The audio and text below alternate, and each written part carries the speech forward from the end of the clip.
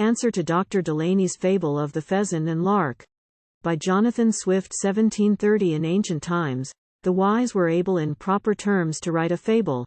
Their tales would always justly suit the characters of every brute. The ass was dull, the lion brave, the stag was swift, the fox a knave, the daw a thief, the ape a droll, the hound would scent, the wolf would prowl, a pigeon would, if shown by Ćsop, fly from the hawk, or pick his peas up. Far otherwise a great divine has learned his fables to refine. He jumbles men and birds together, as if they all were of a feather. You see him first the peacock bring, against all rules, to be a king, that in his tail he wore his eyes, by which he grew both rich and wise.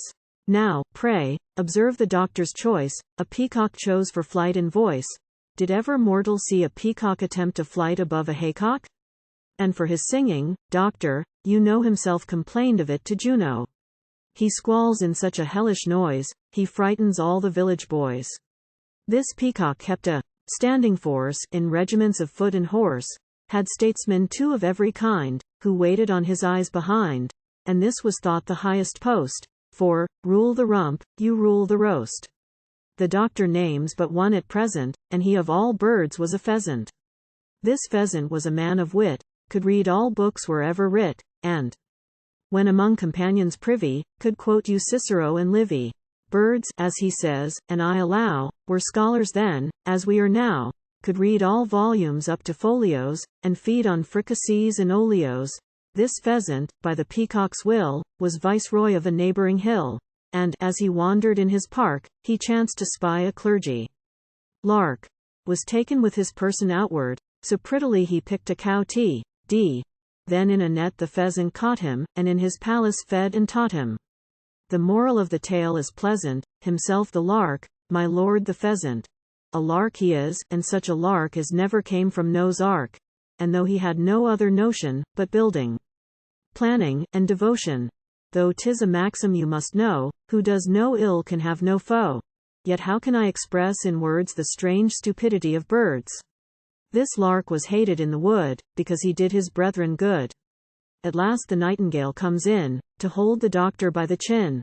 We all can find out what he means, the worst of disaffected deans, whose wit at best was next to none, and now that little next is gone, against the court is always blabbing, and calls the senate house a cabin, so dull, that but for spleen and spite, we ne'er should know that he could write who thinks the nation always erred, because himself is not preferred, his heart is through his libel seen, nor could his malice spare the queen, who, had she known his vile behavior, would ne'er have shown him so much favor.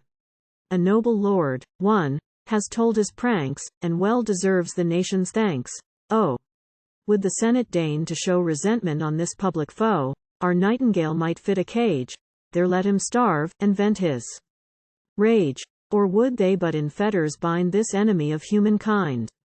Harmonious coffee, 2, show thy zeal, thou champion for the commonweal, nor on a theme like this repine, for once to wet thy pen divine.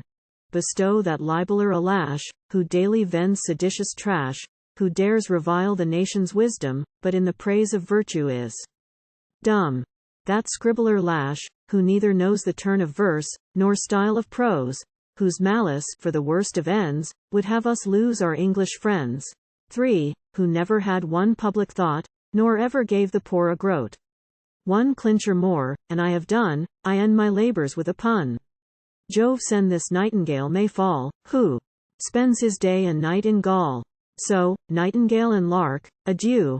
I see the greatest owls in you that ever screeched, or ever flew.